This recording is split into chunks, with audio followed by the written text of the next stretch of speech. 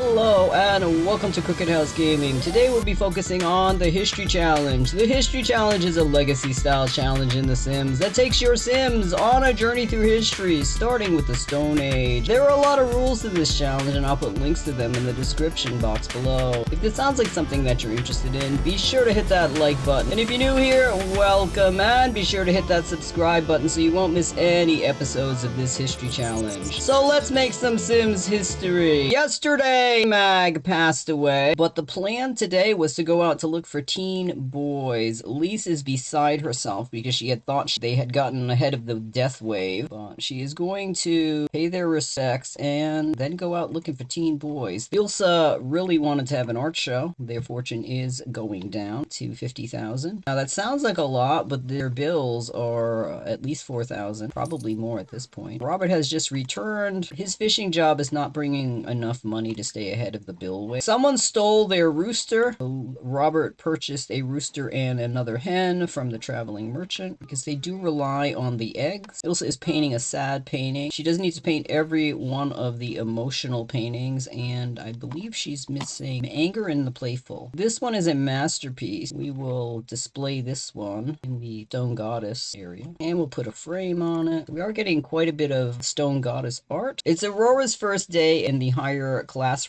Lise has just received a message from the headmaster. When answering a question, Aurora used forbidden words. It really shocked our teacher. Lise says, "No way, punish her." She's very angry that her second daughter's first day at school already has the headmaster reporting her daughter's bad behavior. Robert has gone into the kitchen to speak to his wife. When are you having that teen boy party for the girls? I should know when to start making furniture for them. Robert, I can't have the teen boy party yet.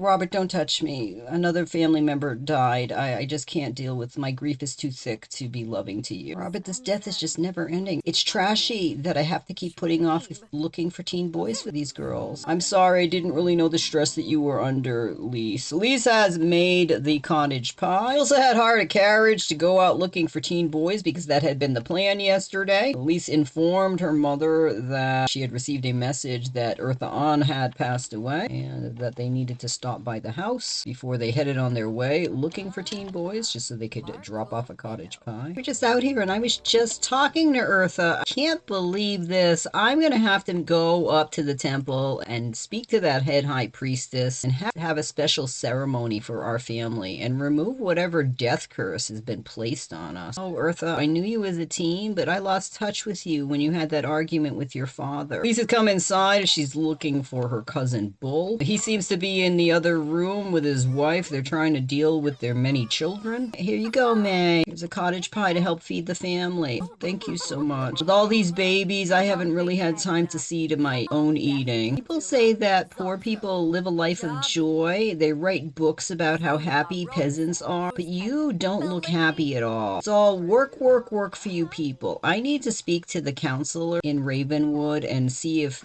they can do something to help the situation for people who are less fortunate. Lise is going over and meeting one of the children so that she has a tie to the next generation. She doesn't see that this child has a toy and she has several toys in her bag. She is going to be gifting the child a Teresa Triceratops, which was one of her toys growing up. Ilsa is very proud of her daughter for giving to the less fortunate. It's really good that you have a large family. You have lots of love around, May. I'm going to add you to the Green Women because I like your values and I think they need to be spread to the next generation. Congratulations, you're now a member of the Green Women. Thank you so much. That's such a big honor. Dealing with my mother's death is no joy, Lise. Thank you for coming by. Can't stay, Bull. I have to go look for future husbands for my daughter. We really should have stayed longer, but I hope that we spent enough time with them to show that we care about them. I'm really hungry and I didn't pack anything for the rest of our journey, but I do see a vendor over there. Ilsa and Lise are going into the park where there is a food vendor. Seems to be a big attraction for a lot of the people who are out walking in the park. The ladies are ordering strawberry parfaits from the vendor. Mother, I thought that it was going to be a nice day today. Appear that it's raining. Well, if we eat this quickly, we won't get wet. So then we can hop back in the carriage and look for these teen boys. Now, where are we supposedly going? Well, I spoke to a few of the Green Women and they had heard of boys growing up in Oasis Springs. So we can head that way first. Ilsa has used the public facility. She is rather disgusted by the amount of bugs and filth in there. They are heading off to travel to the next family in Oasis Spring. Simbilis Family has arrived at this rather large and well-appointed house. Ilsa and Lise are very impressed with the quality of this house and the quality of the clothing of the people who have come out to meet them. How do you keep your house so clean of trash? I need to know your secret. We hire servants. Lise is introducing herself to the patriarch of the family. Hope you don't mind us calling without an announcement. My name is Lise Simbilis. Oh, I know you, Lise. My name is Plantain. I'm part of the Boxhead family. I'm married to Lula. We have quite a fortune, not poor anymore. Ilsa sees a teen boy. She is going to go over and introduce herself to him. Lise is introducing herself to the head of the household. Hello, Lise. What brings you here? My daughter has just come of age, and I'm looking to arrange a marriage for her. Do you happen to have any teen boys in your family? She knows how to cook, and I'm teaching her gardening. I have 2 teen boys right there. One is named Grubbard. The other one is married. Hello, Grubbard. My name is Lise Simbilis. We are looking for a match for my granddaughter. Are you interested in getting married to a beautiful young woman who's very talented? I actually have 2 daughters, so if you don't like Elsie, I also have Aurora. I would be interested in coming to one of your teen boy parties. Please consider me when you send out the invitation. Freya Ann has passed away. So the wave of death is not releasing the Simbilis family. Ilsa just received a message. Would you like to come? No, I'm married to Poppy here. I can't come to your teen boy party.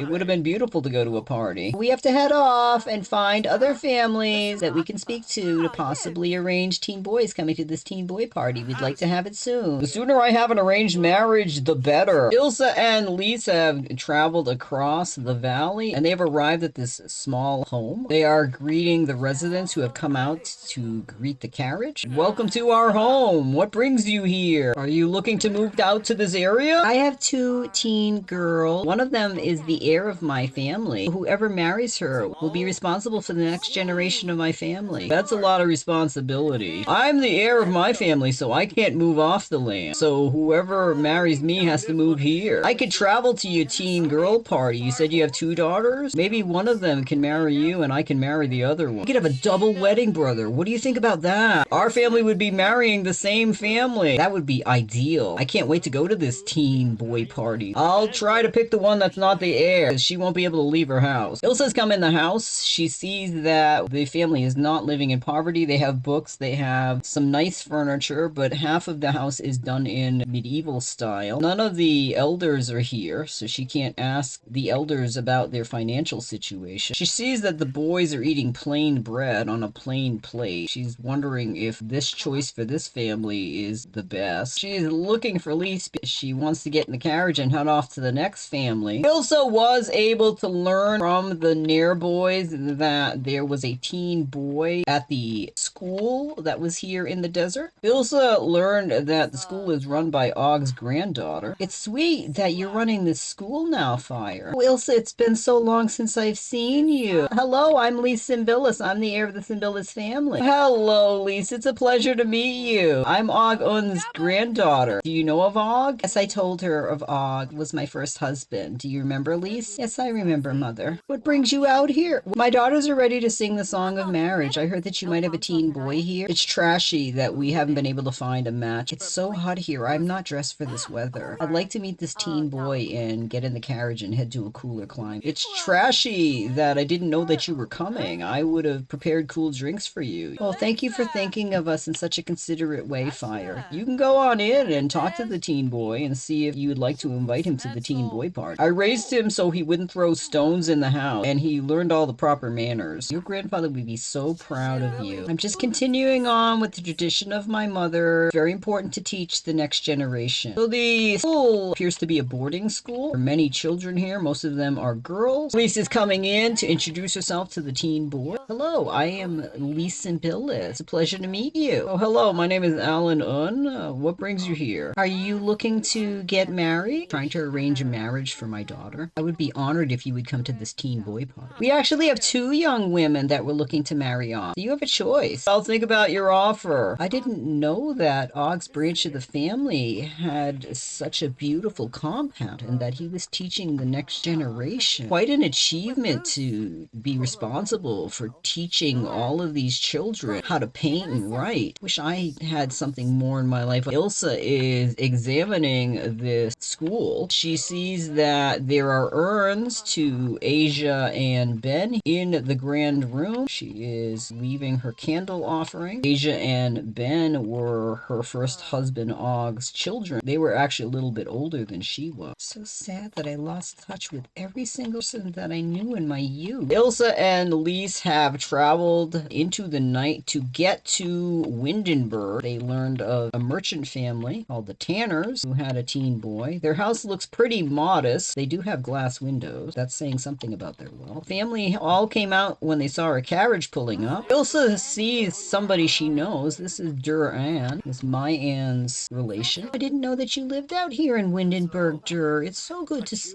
you. Lise remembers this gentleman from the tavern. So good to see you. I thought you said you didn't have any teen boys in your family when I was looking for teen boys in the tavern. So you know why I'm out here. I'm trying to arrange a teen boy party. When I saw you in the tavern, my boy hadn't become a teen. He just grew up. I would be more than happy to marry my boy into your family. Lise has knocked on the door. She is going to inspect the situation of the house to see if this is a good enough family for her daughters to marry into. Lise is going in the house to introduce herself to the matriarch, Anne. Hello, what brings you to my house? Don't get a lot of people out here on the island. I have 2 daughters that are coming of age and I'm trying to arrange a marriage for them, and I heard that you have a teen boy in your house. I traveled all this way to ask if you would allow your son to come to a teen boy party. Tiana, I haven't seen you in so long. Do you remember when I had a teen girl party for 5th? Yes, I remember. And I was invited and you didn't choose me. You made out quite well. 5th is not really a go-getter. You would have been living in poverty. I did you a favor by not setting you up with my son. Lisa's in the back bedroom. She's trying to get to know this teen boy. She's learned that he's a genius. I don't know if I want to go to a teen boy party. I'm too sad to think about my future. Life is full of emotion. You have to think about your future, Thomas. Thomas appears a little bit young for my eldest, but perhaps my second daughter, Aurora, would be a good match for him. He literally just grew up. If you have an older daughter, I don't think he would be suitable for her. He hasn't learned any skills yet. He hasn't learned a lot of responsibility. Well, as long as he learns handiness, because my younger daughter is going to have to go off and live in a house on her own. I will be sure to teach him handiness. It's no game marrying a husband who doesn't have any skill. I would hate to do that to someone else's child. Marriage is a grand adventure, but it's not that grand when your husband can't do anything around the house. I learned that the hard way. Learning how to arrange marriage is so brutal. They do have musical instruments, so this family does have culture. Perhaps this family would be good to marry my girls into. There's only one boy. I wonder if we should try one more house. Hopefully we can get there before they've gone to sleep. It is after midnight. They have traveled across the island here in Windenburg, and they have come to a very unique dwelling place. The family has come out to greet the carriage that has pulled up. Lise is immediately meeting Anne. He is a teenager. He is wearing a smithing outfit, so he has some skills at craft. I heard you were looking to marry your daughters off. Is that true? Yeah, word travels fast around here. We would both love to come to your teen boy party. We'll even bring food to the party if you need it. Our family makes a lot of money selling fruits and vegetables. Do you have any other brothers? I don't want to find out that I missed one. You could go knock on the door and see if our third brother's awake. See that while the structures outside looked simple, the inside looks clean and well appointed. She is meeting the third brother, but it looks like this third one is a young adult. Her name is Durthal N. I don't happen to have any food. I am starving. We've been on the road for 24 hours looking for teen boys. I'm trying to find a boy that's suitable for my teen girls that's not a criminal. Mother,